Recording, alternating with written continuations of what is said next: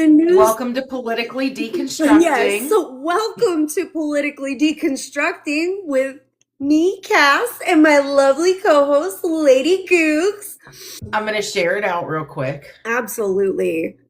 Girl, I'm so sorry. We got so much to talk about. It's just been the ever-evolving hellscape of the week, I think, has been. It's been a week. It's definitely just been a week. Yeah. Oh, apparently this is breaking. Actor Timothy Busfield is indicted on child sex abuse charges. 'Cause of course, we're going to be talking about sex abuse cases in relation to J6ers. We're going to be talking about James Talarico. We got a lot on the docket today. Where would you like to start, my dear? I mean, anywhere you want. I kind of like, let's start with Lee. Oh, girl. Okay. Yeah. Julie Lee, let's baby. Go, everybody, we're going to go to Minnesota court right now. I love the way you said that, the Minnesota. Minnesota court. Don't you know? Oh, girl. So earlier this week, Julie Lee, an attorney that is a former, well, she wasn't a former ICE attorney. She was an ICE attorney, volunteered to help at the Minnesota AUSA office, which is the, Assistant U.S. Attorney's Office, because they had about at least 13 people quit, when she started. So she volunteers to help out. They had a lot of people quitting. Shocker with this administration, I know. Like, crazy enough, I want to just make this comment real quick before anybody starts going down the, oh, you must be liberal. No, vehemently opposing this administration has nothing to do with being liberal. It has everything to do with just having common sense and liking the Constitution. Anyway, back to what I was talking about, Julie Lee. So Julie Lee, like I said, volunteered to help out at the AUSA office in Minnesota during Operation Metro Surge. Now, somebody gave me the figures the other day. I'm not going to say I'm going to quote this on the dot, so bear with me. But to put it in perspective, in I think the last 12 to 13 years, or so, 10 to 13 years, I'm sorry, they had like maybe 400 habeas petitions total regarding immigration. In the past couple of months, due to Operation Metro Surge, they've had 490 minimum. So if that can give you an idea of where these people are at as far as work, and it's not any better on the other side. The attorneys are complaining. The courts are also complaining. These clerks, judges, they're working around the clock as well. They're not leaving till midnight, 10 o'clock if they're lucky. So anyway, back to Julie Lee. Julie Lee is an attorney representing the Trump administration for all intents and purposes. Now, Judge Blackwell in Minnesota, he's a federal judge, decides to call a little hearing because he's getting a little peeved that, he's writing up orders and they're not adhering to them. Getting ignored. Yeah, like judges do. They don't like that. They get real upset when they tell you to do something and you don't do it. It gets very frustrating for them because them's the boss. So Judge Blackwell calls this hearing. He's deeply disturbed. The biggest thing that was disturbing him was that citizens were being unlawfully detained and were being held despite judges ordering their immediate release, among other things.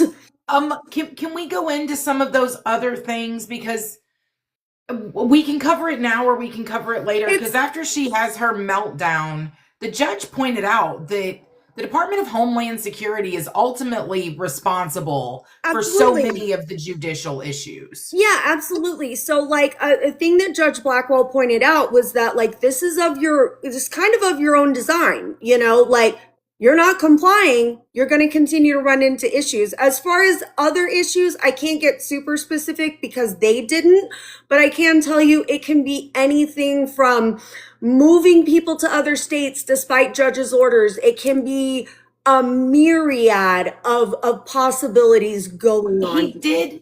He did get pretty specific about a few things. Yeah. He talked about the fact that after they had ordered release of people who were unlawfully detained to begin with, the Department of Homeland Security put restrictions on them, telling them they had to wear ankle monitors after. That's fair. Yeah. Like they weren't legally detained in the first place. And then they said, oh, well, even though we have to let you go, you have to wear an ankle monitor. Okay, so I will see your point on that. You are correct, because they're kind of like skirting around that line, right? Like they're not saying we're going to keep you, but they're also saying you can't really be let go, which is also problematic. So that's accurate.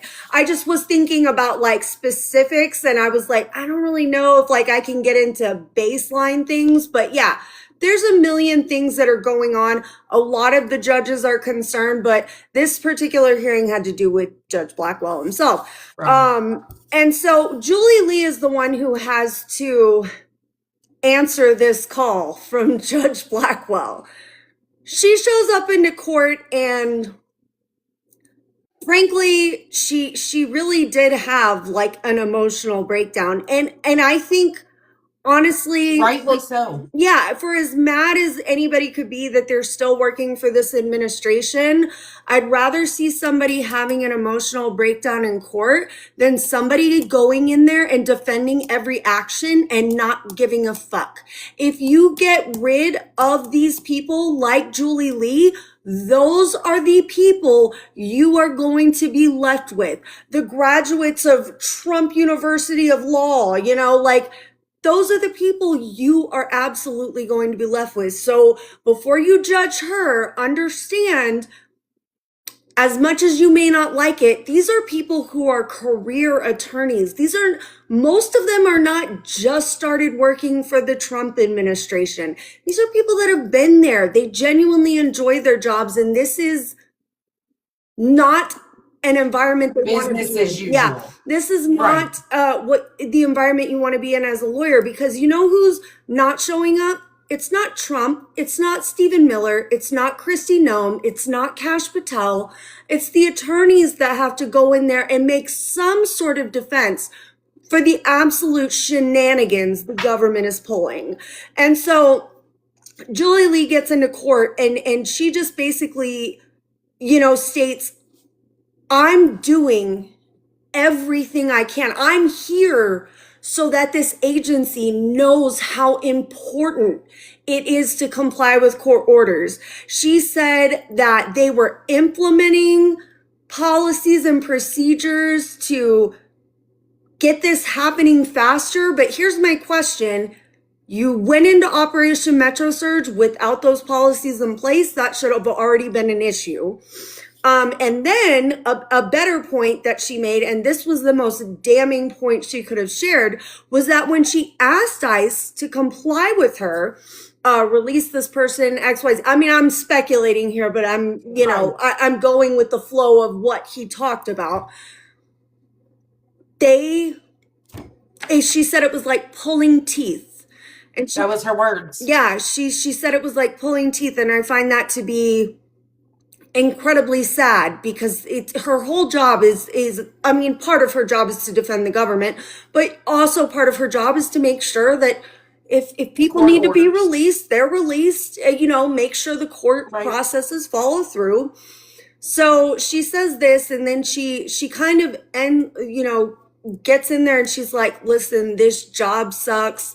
You know, everything just sucks with this. And a bigger thing that she said, and I felt so bad for her after she said this, she's like, we're working around the clock.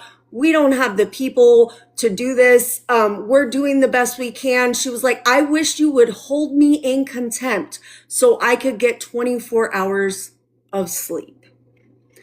I would say Julie Lee is based. Now, some people are saying she's been reassigned. The New York Times has said she's been fired. I would assume, I'm gonna let it I would Thank assume you. I would assume that based on some of the actions we've seen the Trump administration take with other lawyers that have been a little radical for them, she's fired. Like, let's just be so real about where we're at. She is fired. She's not going back to being an ICE attorney. She wasn't reassigned to another field office. She's fired. And I mean, that's really kind of the tale with Julie Lee. I would say she's incredibly based, and I respect her for taking this hit because she had to know. She cannot be unaware of how this was going to work out for her. But she said it. She's an immigrant herself. She actually came to the United States in 94 at 14 years old from Vietnam with her parents. So I think, and again, complete speculation on my part, but considering I looked into like how she got her start up and what law school and all of those things, I am assuming that she got into this with the intention of wanting to serve her community. It was never her intention to want to do this. And when she volunteered for this position, she got assigned 88 cases within her first month of being with the department. Like, that's a wild caseload for anybody. And when you're getting pushback from your own department and they aren't complying with court orders, they're making it impossible for you to do your job. And like you said, she's the one that has to go to court in order for and answer for this. And she even stated that she sent multiple emails, bold heading, begging her superiors to help her explain this and got no response whatsoever.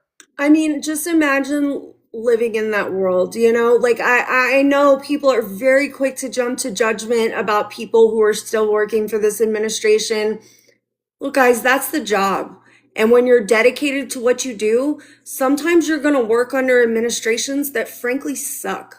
Like, it just is what it is. If this is what you're dedicated to, if you're dedicated to like immigration law and other things, then you want to be a wheel in the cog that maybe can make an ounce of difference. And I want to hope that that's what she was doing. And like like you said, immigration was important to her clearly, or at least speculatively. Right. Sorry, speculatively. But I think this shouldn't be political. I think she knew going in there and saying what she said would lead to the results and this outcome. But I think she was smart to put that on the record because you can't deny it now. She said it. And if she needs to be called back in, she can say it again. So I think it was pretty smart, guys. One of the things that was brought up in that court case, in just one district in Minnesota, ICE has violated 96 court orders in 74 cases. Like, that's not a shock. Since January 1st of 2026, we're what is today, the 5th or the 6th of February? So in a month, they've violated 96 court orders in one district. Let me ask you just a hypothetical, Googs. If you're on the criminal end and you're a defendant and you violate a court order, what happens?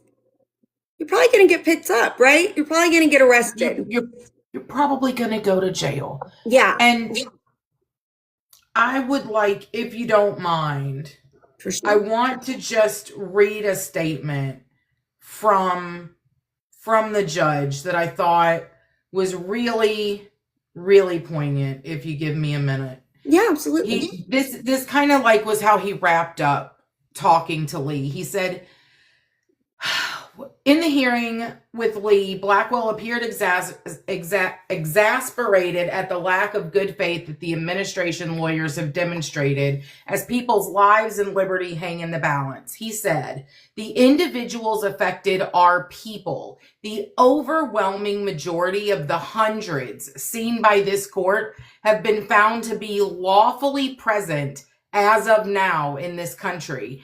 They live in these communities. Some are separated from their families. And when a release is ordered and is not followed, the result is not just a delay. In some instances, it's the continued detention of a person that the Constitution does not permit the government to hold in the first place, and who should have never been arrested.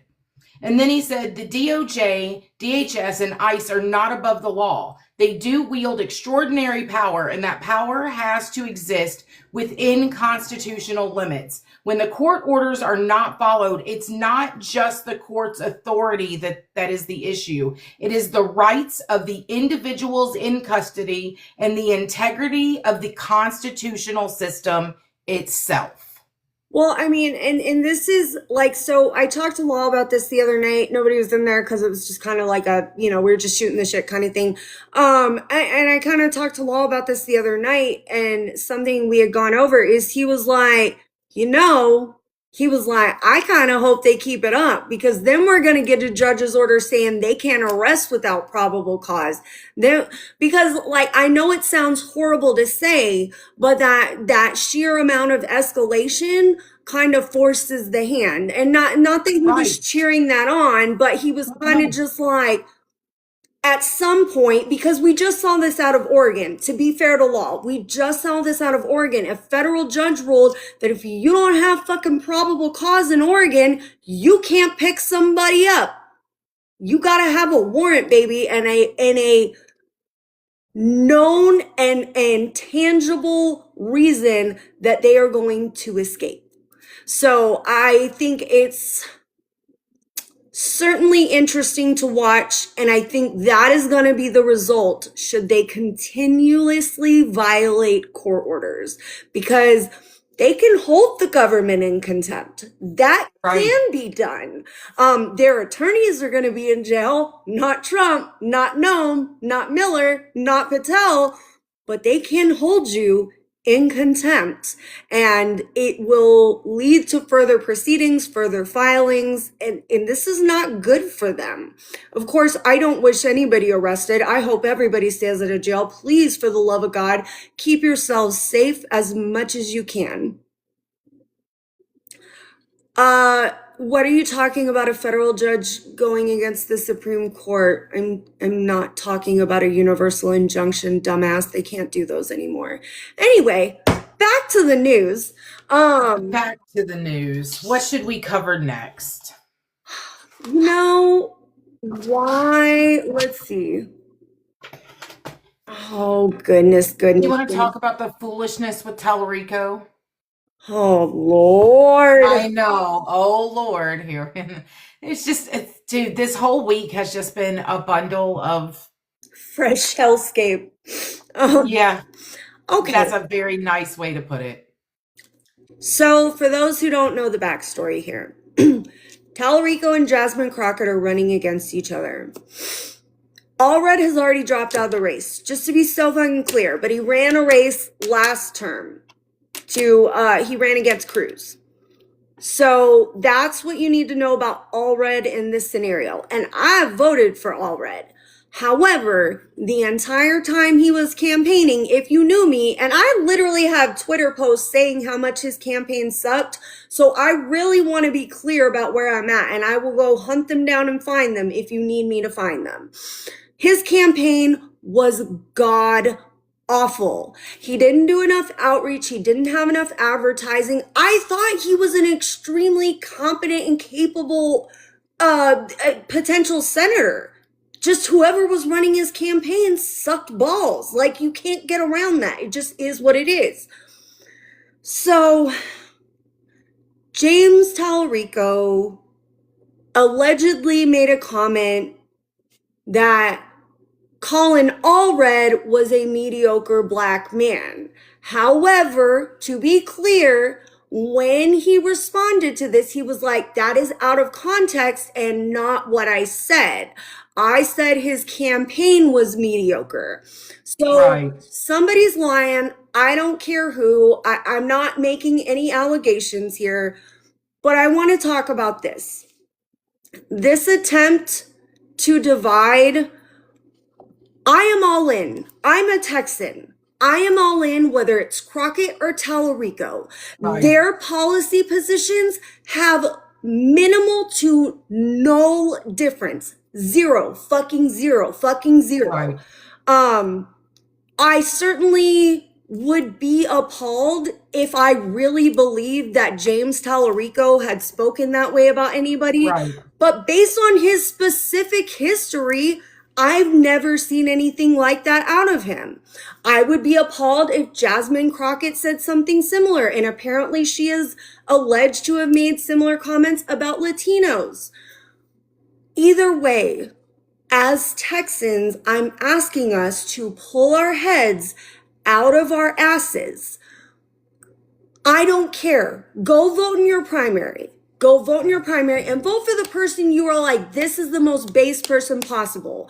But for the love of God, if you shitheads stay home and let Ken Paxton win that Senate seat because you're busy fucking whining, I don't want to hear you bitch ever again. I don't want to hear one word out of your fucking mouth.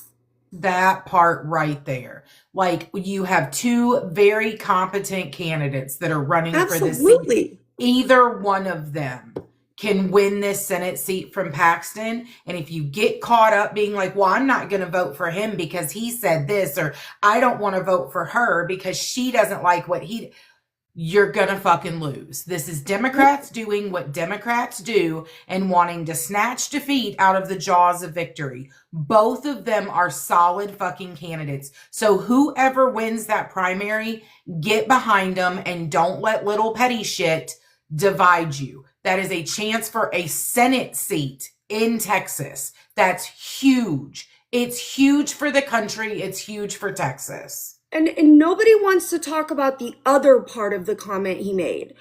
Whether he said that about Colin Allred, and I will be so real, his campaign was mediocre as shit. And I will say that to his fucking face, and did multiple times on Twitter. I was like, dude, I really like you, but your campaign sucks nuts. Like, I said that over and over again. I was like, you need to be doing more. Where can I go volunteer? Never got a response. I even tried to reach out to the offices. Never got a response. So let me tell you about how shit his campaign was. But anyway, nobody wants to talk about the second part of James's alleged statement, which is he signed up to run against a mediocre black man, not a formidable, intelligent black woman. And Allred's dropped out. So, and he's already lost in the last one towards senators. So giving a fuck what he says does not matter. I am not saying Colin Allred is not worthy, not intelligent, and not a great potential candidate. I think he's all of those things. He's bad at picking a campaign team. That's all it comes down to. And I swear to God, if we just get in, we've got to get out of this mindset of like, I'm not voting for this person because they didn't do exactly what I want or say it. Like, yeah. They didn't pass a purity test because somebody said something taken out of context that may or may not mean this or that. And here's the thing I like to impress upon Democrats. I will even give you the supposition that he did say it. Why aren't we calling him in? Why aren't we saying, hey, Talarico, you made this statement and it's really irking us, like it's bothering like the sort of harmony we have here. Maybe we can work on this, or maybe you didn't mean it that way. Like, can we talk to you about that? Maybe we can work on that. Like, I would give Jasmine Crockett the same credit. Everybody deserves the credit of maybe I said something out of turn and I didn't fucking mean it, because as long as I've watched James Talarico, he's been a House member since 2018. I've never seen this type of behavior out of him before. And I feel like we would have known. You know what I'm saying? Like, he's been in there for a long time. So, I mean, whether you vote, like, go primary, man. Primaries are on the 3rd of March. Absolutely. Go vote for the candidate you think is best. But at the end of the day, we've got to secure a seat. It's like we're living in Texas. Please tell me you understand how important it is for us to secure a seat. Their policy positions are almost indistinguishable. I'm all in no matter who wins. Period. That part. Flip a Senate seat. Period. Yeah, we have the ability with either one of those candidates to flip a Senate seat. Let's fucking go. Because we cannot let Ken Paxton get into Senate, guys. Please be so fucking for real. Like, I'm not a liberal. I'm not a Democrat. I'm not a liberal. I vote all over the map. But you goddamn sure I'm not voting for Ken Paxton for fucking Senate. So, yeah. All Sorry, I right, get so there's two really subjects down. All All right. right, So, where where are you we want to at? go now? Oh, shit. You want to talk about the J6ers and Jake Lang?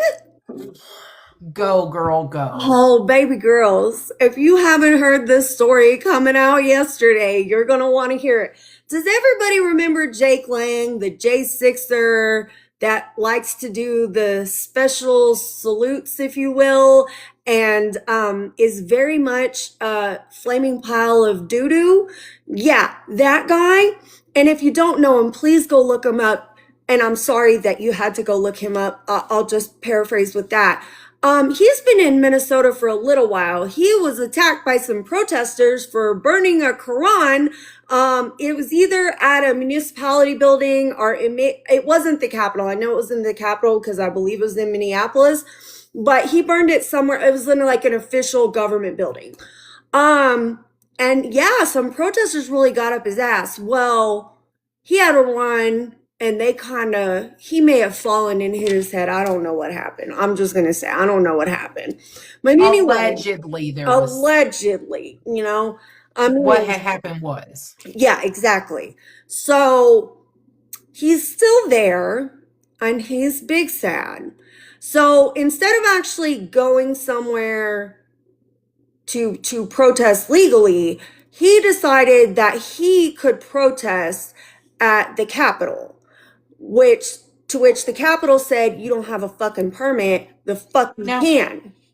didn't this guy previously like get out of a conviction for protesting at a Capitol? Yeah, He he's was fond of almost it. like, oh, Well, all right, I'm just making sure. Minnesota is taking no prisoners. Minnesota. Minnesota, you betcha, is taking no prisoners. Actually, they did. They took Jake Lang as They one. did. But either way, so he kicked over an ice sculpture because he thought it would be funny that said, I think it said prosecute ICE.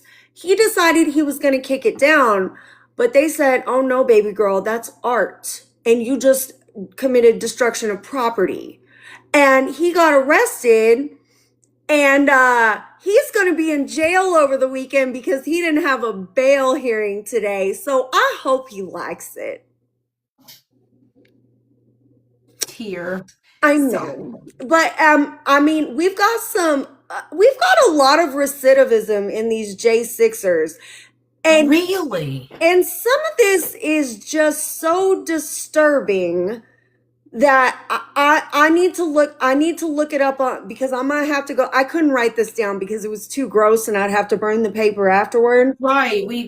But our internet search history is going to be interesting after this as I'm well. telling you what, I'm ending up on a fucking list and you know it. I'm already there. So we've got at least 33 people who were pardoned that were rearrested, charged, or sentenced for other crimes as of December 18th, 2025. And one that I know of that actually got unalived days after getting pardoned by an Indiana County police officer because he attacked law enforcement at a traffic stop and pulled out a pew-pew. It's almost like he didn't learn his lesson. They never do. They never do. In fact, people frequently think firearms charges weren't part of the J6 charges. Yes, in fact, they were. I believe there was no less than 10 firearms charges at J6, among many other things. And most people do not bring pew-pews into DC, even stupid Trumpers, because they know they have a strict permit and concealed carry only law. So, those fake 2A people actually do read a thing or two sometimes. So we have John Andrews, assault of multiple people, including a police officer in 2022, and violating a peace order in 2025. Brent John Holdridge, burglary, grand theft, and stolen possession of property. Zachary Alam, breaking and entering. Christopher Moyen, felony charge of making a terrorist threat. Joshua Hayes, malicious bodily injury, strangling assault on a family member, destruction of property. Oh, goodness. And then we have Andrew Taki, solicited a minor. David Daniel, possession of child porn and sexual exploitation. Y'all get the drift. Theodore Middledorf, sexual assault of somebody underage. Kyle Colton, receipt of child pornography. Kene Lazo, aggravated sexual battery of a child under 13. I feel like we're sensing a theme here. It's almost like maybe blanket pardons weren't a great fucking idea. I'm just asking, is this why it's so easy for them to dismiss the Epstein files? We're only dismissing them here in this country, though. It's quite interesting to see the falls some people are taking in other countries. Ooh, here for it. What do we got going on there? Well, like, I have a list, too. Oh. So, obviously, we know Prince Andrew. Let's start with him. Oh. Prince Andrew has just all been everything but stripped of his title. Like, the royal family is not having it. As a matter of fact, the UK is actually considering changing their laws. Right now, where we have like freedom of speech and we can sit here and bash Trump all day, you're not actually allowed to question the monarchy in the UK. Like there is a rule against that. Like it's a real thing. So they do not have that freedom. They're actually like rethinking that because of this, because they want to be able to hold the royal family accountable. Then there's, I'm just going to grab my list here. There's Borg Brenda, who was the governing board of the World Economic Forum chief. There's been an independent review ordered of him, and he may end up having to step down. Thornberg Jorglund, these are all foreign names, like bear with me here. He was a former Norwegian prime minister from 96 to 97. He was also the Secretary General of the Council of Europe, and he also chaired the Nobel Peace Prize Committee. There's actually a police investigation into him over his involvement with the Epstein files because of being listed in emails.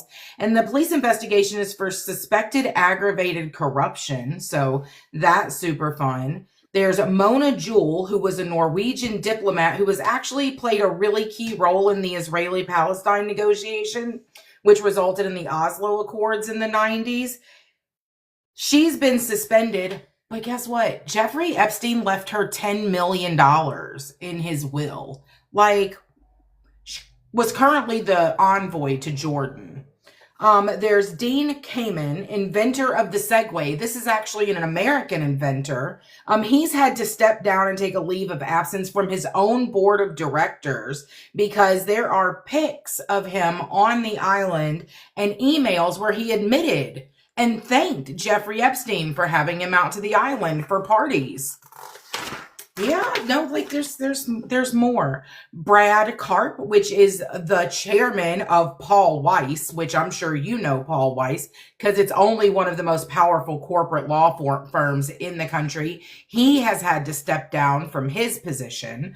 Miroslav Lojak is a Slovenian government national security advisor. He had to resign from his position from being implicated in the Epstein files. There's Caroline Lang. Her father was the French culture minister. He's had to like back up. He didn't really have a current position, but they're like, dude, you're not fucking with us. But she had to resign from all of her positions and from the film company that she started. George Mitchell is like a 92-year-old United States senator. Really, we're not doing anything with him, but believe me, people are not happy with him that he's been implicated in the files. Luckily, he's 92 years old and doesn't have anything to do with politics anymore. So Steve Tisch, who is co-owner of the New York Giants, and he also produced Forrest Gump, Roger Goodell has ordered an independent investigation of him because he's a co-owner and they have like a moral guide of what you are and are not allowed to do as an owner of an NFL team. So they're taking a I look at whether or love not that. they're looking at whether or not he's going to face any implications. So it's just, there's a lot of, one more American, Casey Wasserman calls to step down as the chairman. What? I know that name. That name is familiar. Yeah, it's the chairman of the Los Angeles Organizing Committee for the Olympics. No, I think I'm Yeah, confusing them with another Wasserman, but yeah.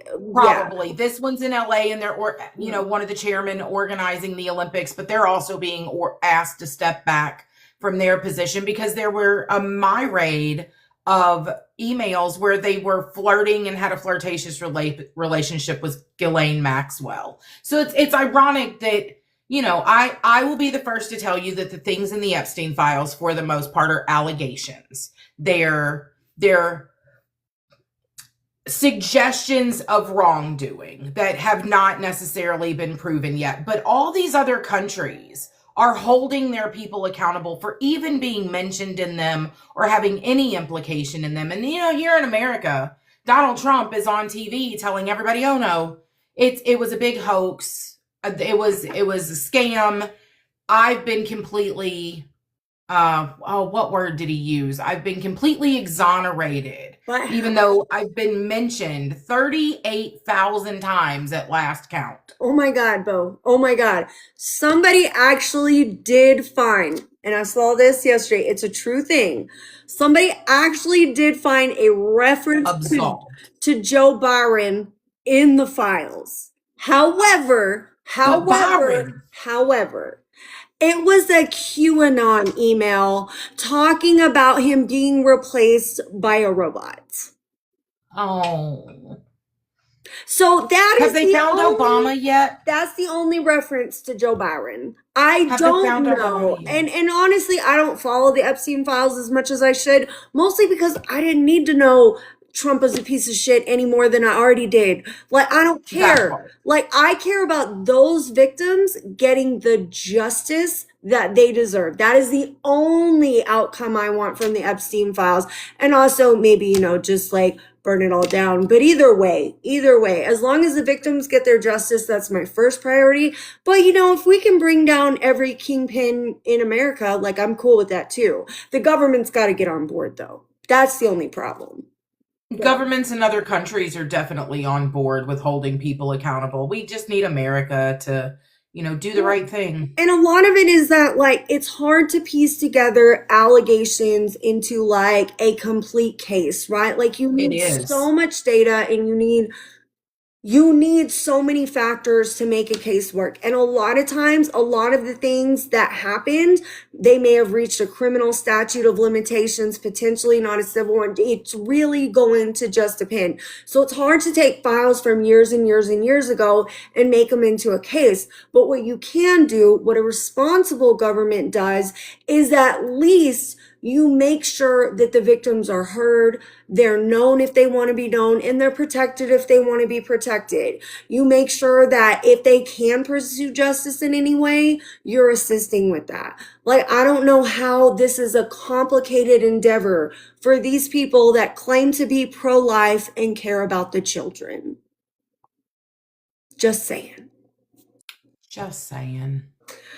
Oh, speaking of, before we move off of, since we just brought up Trump and we were talking about the James Talarico thing, can we just throw in just a quick mention of Donald Trump's truth video last night that had a snippet of Michelle Obama and Barack Obama with their heads superimposed over monkey bodies?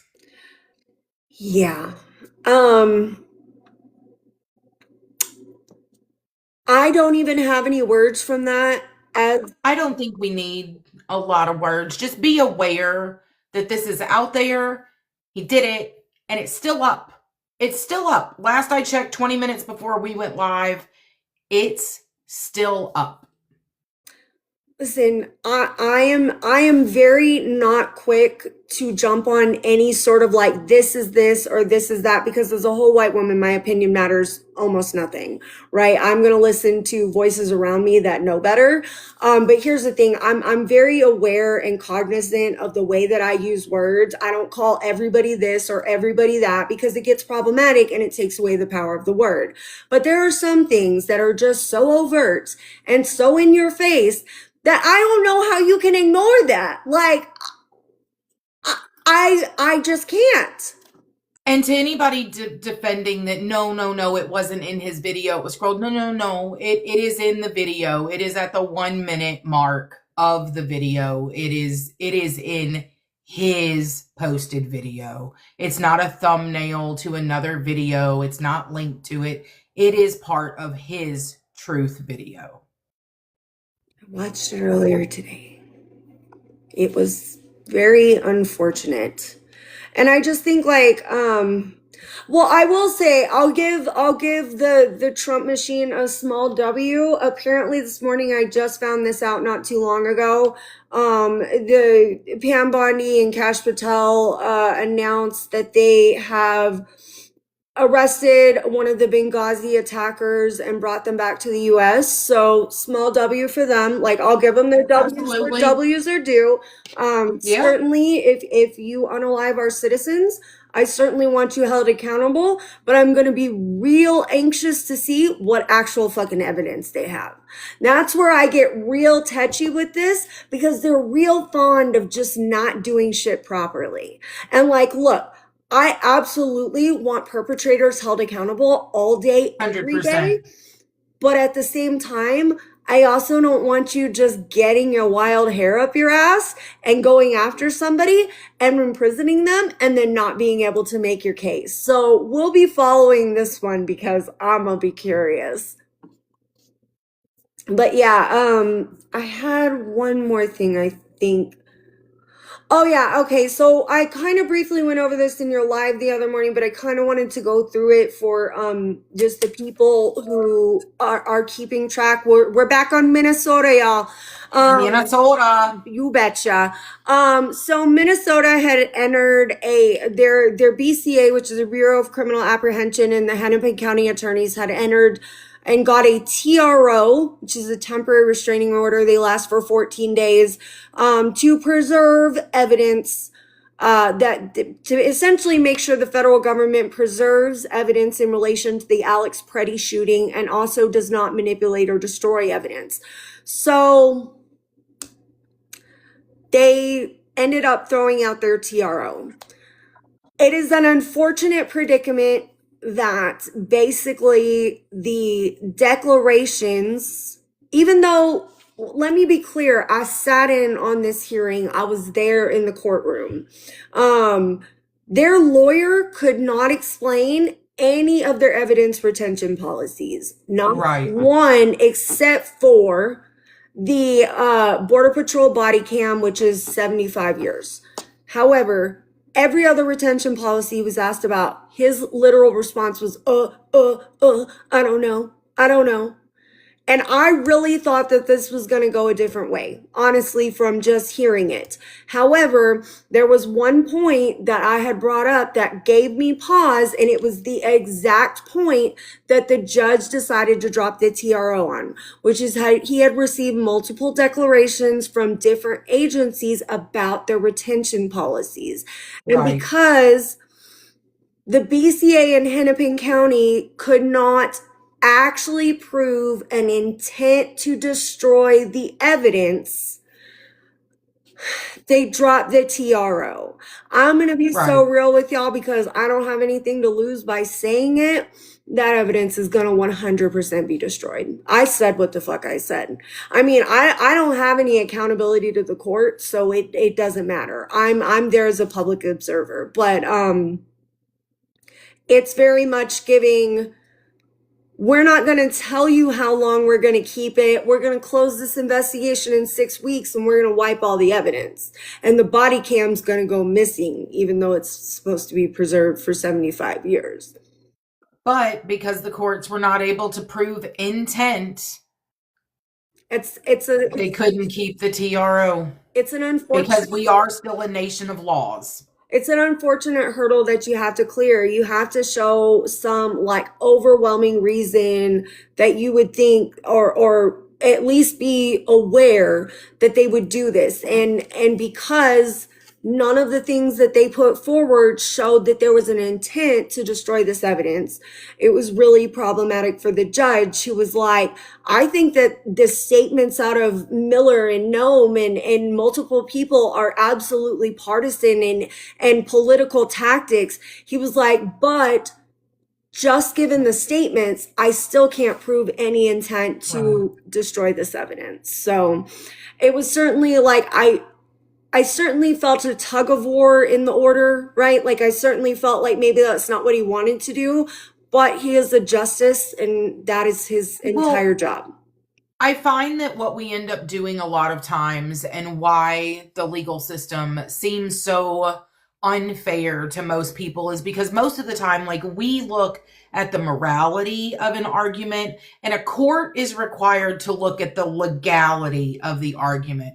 And they're not the same things. They're just not. I find that's where we end up divided a lot of times when we're having these partisan type issues that shouldn't be partisan, is you have one side that wants to argue the morality of an issue and the other side that's like, well, it's not illegal, so this is where I'm going to stand on it. And that's where we get lost in the sauce a lot of times. And there's just a difference between the legality and the morality of something. Well, and you know, like that's a position I often take in lives. Like I'm not there to convince you or anybody that your morality is crappy. I can't do that. Morality is pretty inherently subjective. That's not my job to convince you of your shitty morality. But what I can do is I can take you through policy and I can show you facts and data, and we can look at arguable facts that make your position right or wrong. That's what I generally try to do, because I find that if I come at them with an appeal to emotion, which is often coincides with the morality argument, at least at first. Now, if you get them on the hook, I'm not going to say it doesn't work, right? But like at first, but you have to find the common ground first. You got to be able to find common ground. And I think that's super important in what we're doing. Politically deconstructing is about that. It's not about like just simping out for Trumpers. It's not about any of that. It's just about saying, why is this partisan and why is this not just common sense? Why is this political? So yeah, that's what we're doing today. I think it was a good discussion. I think we covered a lot. I think that so much goes on in the course of a week. It's almost impossible to cover everything, but I think that we try to bring you what we felt was important for the week, or things that caught our attention, and we just try to discuss them in a common sense, nonpartisan, factual effort. And do we both have a little bias? Of course we do, but I think we also acknowledge that, and we try really hard to like leave that over there and come find that middle ground. Yeah, like I'll talk shit about Trump all day, but like if they do something good, I'm gonna give them their flowers too. You know, like I'm not above it. Like it's rare. It's a rare W for them, but I'll do it. Like it doesn't bother me. I don't turn my nose up at it. It's just rare. But I would also say this, there's 41 people in here. If you have news that comes up during the week that you would like us to cover, or you would like us to find out more about, shoot us a DM, man. Like anytime, my DMs are open. Like just shoot me a DM. I'm happy to look into it. If there's cases, weird things going on, or just things that you are like, things that make you go, exactly. Just shoot it to us and we're happy to help. So, and if you come in halfway through the live, or you want to see anything we've talked about on previous lives, both of us are over on YouTube, and we upload these lives to YouTube, to both of our accounts. She is Kass Does Courts, just like her name down there. Kass Does Courts on YouTube, and I am Lady Googs on YouTube. So you can find us both there. Go subscribe to us over there. And all of these episodes ultimately end up over there within a day or two so that you can rewatch this. Yeah, no. Our Fire Law of the Wild interview is going out today. So we finally got it edited down. It looks really good and it'll be over there. So please go to YouTube and subscribe because we put a lot of our content over there. And I'm going to start doing some more exclusive content over there, maybe some Night Court, because, just try to expand the base. So, but yeah, I think it'll be great. And yeah, shoot us a DM if you have anything. We have already looked into the Sasha claims. That was another live that we did. We did. I was getting so Rainbow, that would be one. As long as you're going to be open-minded about it, that would be one you can go check out on YouTube. We definitely have an entire live that we did about the claims of Sasha Riley. Yep, absolutely. I will tell you that if you are on the left, we probably had a pretty unpopular opinion. Yeah, you're probably going to be crying in your cornflakes, but it's okay. We can deal with it. I mean, like I said earlier, we really do try to come to things from a common sense, factual, what we can prove, what we can't prove approach. So there you are. But yeah, go see it on YouTube. Yeah, we got it. But yeah, I'm good. I appreciate you joining us. I love doing this with you on Mondays and Fridays, Guy. We're here on Mondays, same time, 11 Central, noon Eastern, which is the Lord's time. Mondays and Fridays at the same time where we do this every week. So yeah, come back and see us again. All right, guys, we love y'all. Thank you so much. Thank you, Googs. Bye, guys.